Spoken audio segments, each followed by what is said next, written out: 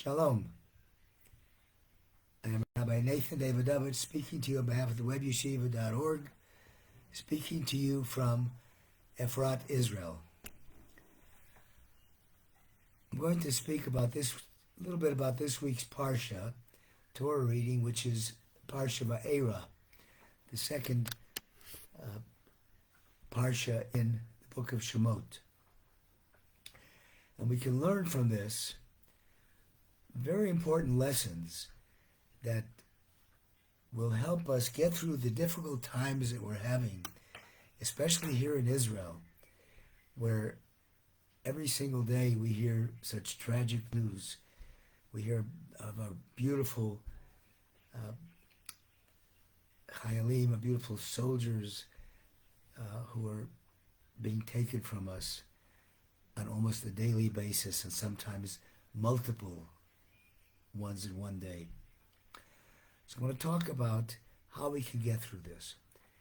And I want to give this short Torah in memory of my cousin, Nathan Orgel, Nosanata ben Moshe Leib, who passed away 2 days ago. May his neshama have an aliyah, and may he be a meilitz yosher for all of Israel. In this week's Parsha, the Torah begins the enumeration of the 10 plagues that were brought upon the Egyptians. The question is, what can we learn from these plagues that will help us in our Emunah, in our faith, in our befalling, our trust in God? To understand this, we first have to look and see what it is that Pharaoh said, King Pharaoh of Egypt, what he said when he was first approached in last week's Torah reading by Moshe and Aaron. And Moshe and Aaron said, please let my people go to celebrate a festival to God in the wilderness. And Pharaoh said, Mi Hashem, Asher Eshma B'Kolo. Who is this God that I should listen to his voice? Lo Yodati es Hashem. I don't know this God, and I'm not going to let you go. Well, that, of course, is an amazing statement, because if you remember back during the story of Joseph, when Joseph was taken out of prison and interpreted Pharaoh's dreams, Pharaoh recognized that God truly sent him and God interpreted the dreams. But now he's forgotten all that. He no longer knows God. So Hashem says, I'm going to send him plagues. And that gets us to this week's Parsha. And in this week's Parsha it says, since Pharaoh will not listen to you, I will deliver my people, my children, the children of Israel from Egypt with great miracles, great plagues that will befall the Egyptians. And then God says, Vayedu Mitzrayim, then God will know, Ki Ani Hashem, that I am God. That I am God. They'll know and they will recognize the fact that Pharaoh is saying, I don't know who God is. You'll recognize who God is. And then the plagues begin.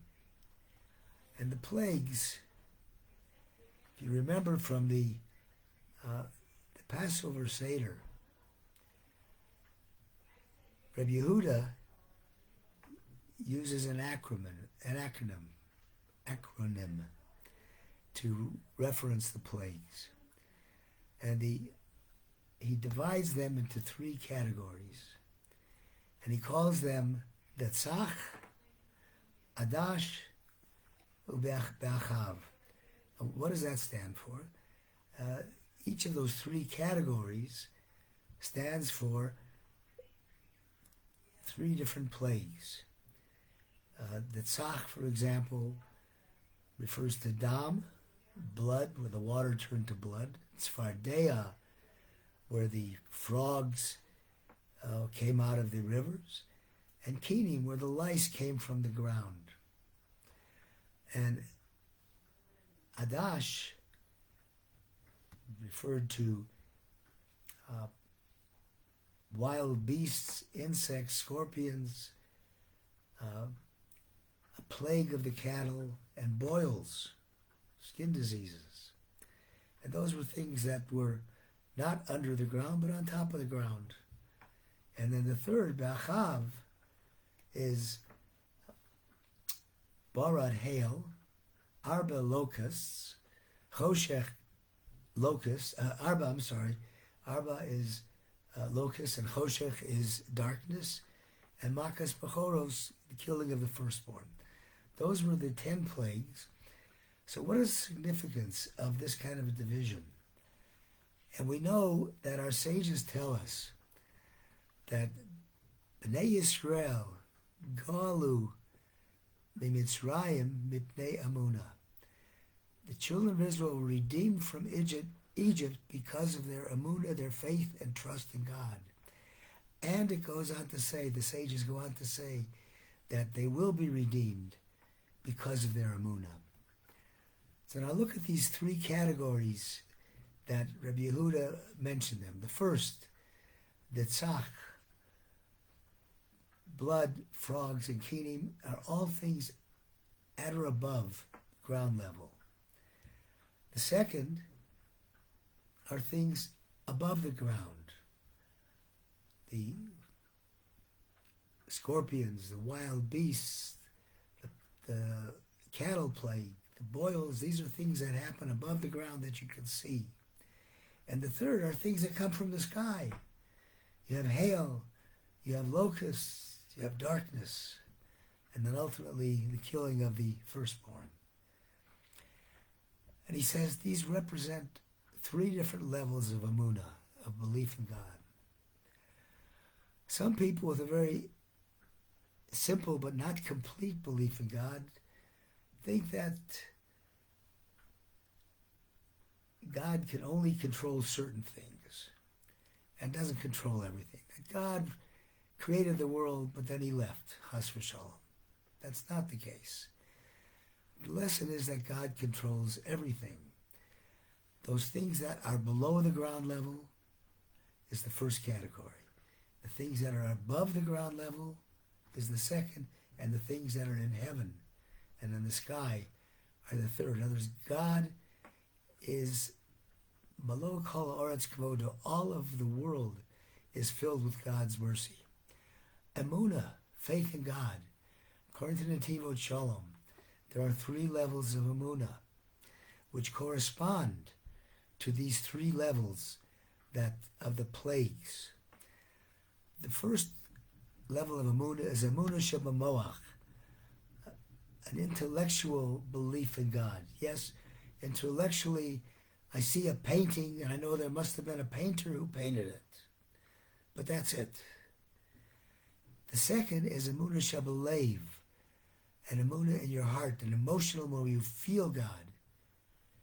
And the highest level is Emunah shebe'evorim, the Emunah in all of your limbs, that every muscle and fiber of your body screams out God's presence in the world, that God is here and active and doing everything. And it is through this Emunah, we can get through any situation, because we know that God will always come to our aid, just as God saved us from the slavery and the horrible things that took place, the terrible punishments that were given by the Egyptians, so too God will save us today. And that's the Emunah we have to have, the three levels. And that is hinted at what Rabbi Yehuda said about these three levels, the tzach, adash, b'achav. My blessing to all of us is that we shall strengthen our emunah, our faith in God. Ein yiyush ba'olam, there is no giving up in this world. As Rabbi Nachman said, we can't give up because we know that God is with us. And my blessing to all of us is to have this emunah. Thank you for listening on behalf of the webyeshiva.org. Shabbat Shalom.